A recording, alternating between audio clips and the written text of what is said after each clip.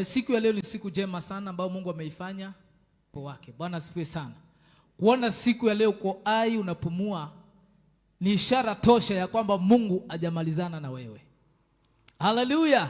Mungu ako na kusudi na maisha yako na anakuwazia mawazo mema ili akaweze kukupatia ushindi siku zijazo. Bwana Yesu asifiwe sana. Haijalishi yale ambayo yamepita, yale umepita, lakini kuona tu Bwana amekuhifadhi, ujue ya kwamba ako na kusudi na maisha yako. Sema amen. Kila siku, kila masaa, kila wakati tuko na kusudi ya kumshukuru Bwana. Amen. Kwa sababu kuna wale wamelala, lakini sisi bado tuko. Ukiona bado uko hai unapumua, bado kuna matumaini. Sema amen. Bado kuna matumaini. Haleluya. Na Mungu anatuwazia mawazo mazuri, mawazo mema, sio ya kutuangamiza, bali ni mawazo ya kutupa amani ama kutupatia mwisho ulio na amani. John 13 and verses number 3.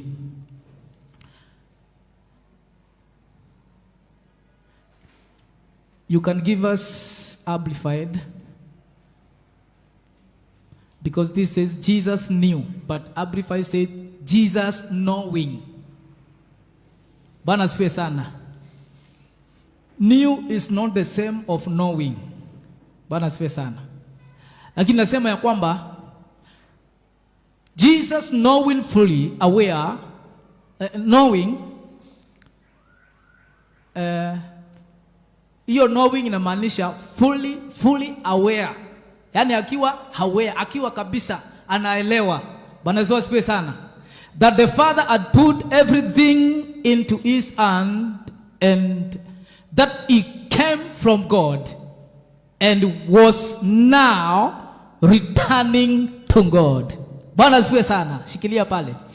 Yesu akijua ya kwamba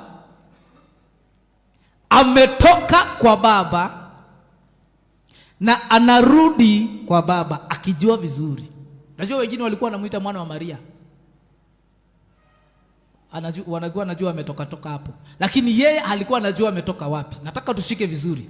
Because ukiweza kuelewa vile imeanza, ndiyo itakupatia uzito wa pale chini. Bwana Yesu asifiwe sana. Eti Yesu akijua vizuri. Geukia mwenzako, mwambie Yesu akijua. I want us to preach together today. Yesu akijua. Mwambie hivyo. Amen.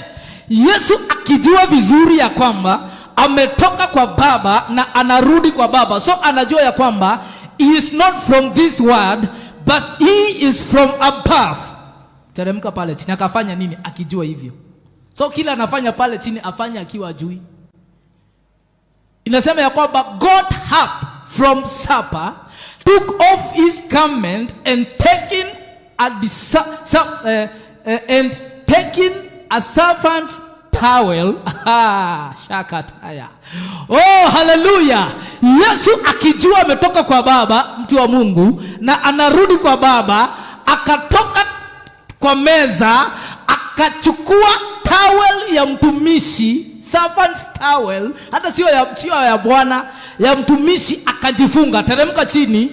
Na vile nasema akaweza kujifunga na akaweza kuweka maji and he poured water into washing basin and began to wash the disciples' feet and to wipe them with the servant's towel with which he was guided. Bwana Yesu asifiwe sana. Yesu akijua ya kwamba mchungaji, wengine wakijua cheo chao, wengine wakijua wao ni kina nani, badala ya kushuka wanajiinua.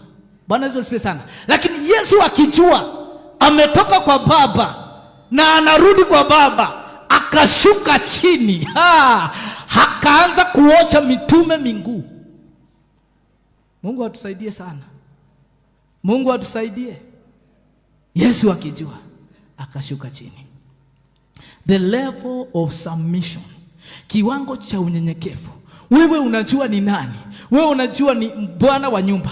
Wewe unajua ni kiongozi. lakini unashuka chini. Unajua mimi namheshimu Mungu kwa mambo mawili, lakini jambo moja linasababisha nimheshimu Mungu sana. Jambo la kwanza, namheshimu Mungu na kumwabudu zaidi kwa vile alivyo mkuu na vile matendo yake ni makuu.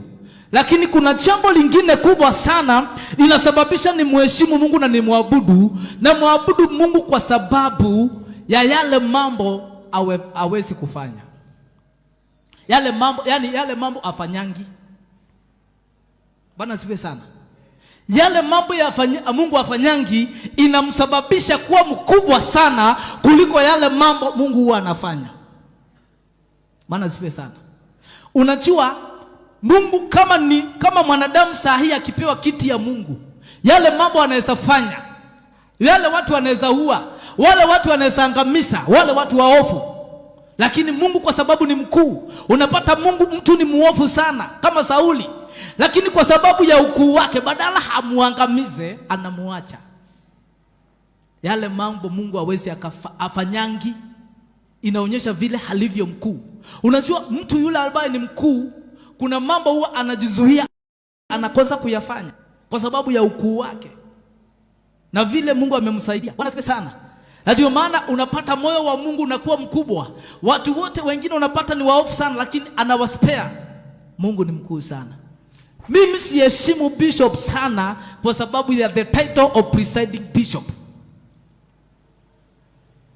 Bwana asifiwe sana. Na mheshimu kwa sababu ile title ya bishop na nini yeye haioni. Anashuka chini, anakaa mtu wa kawaida. Bwana Yesu asifiwe sana.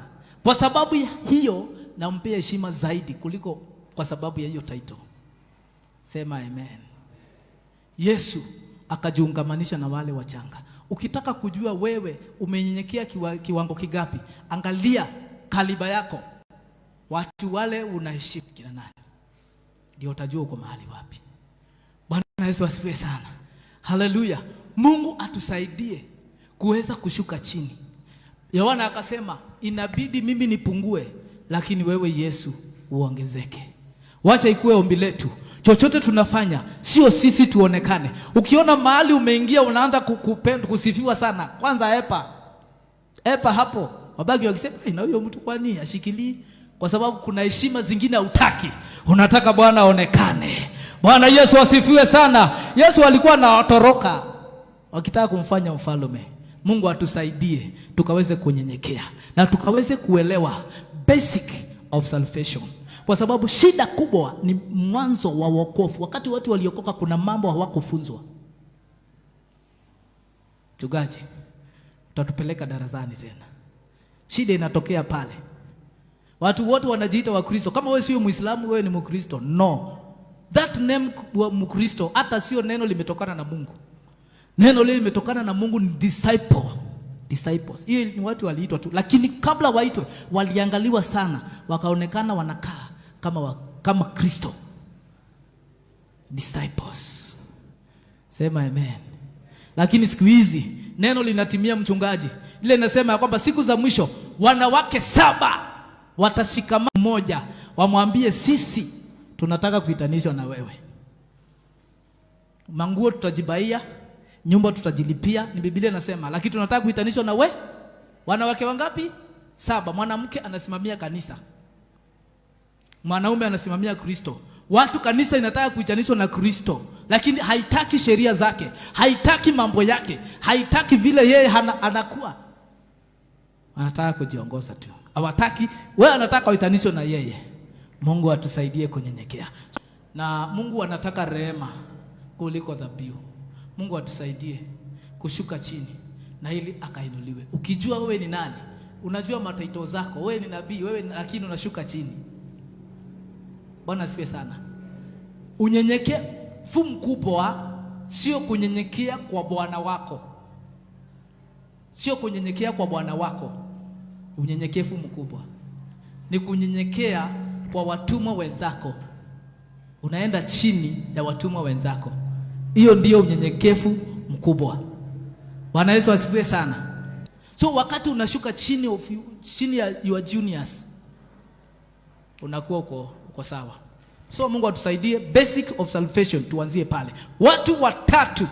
Watu wanne ambao wanajua umeokoka. Hiyo weke mahali. Watu wanne ambao wanajua kama umeokoka. Number 1. Rafiki yako. Yule rafiki yako kabisa anajuanga kama wewe umeokoka ama hujaokoka. Kwa sababu huyo kuna wale mambo mnaongeanga na yeye. Bwana asifiwe, wa Hezekia.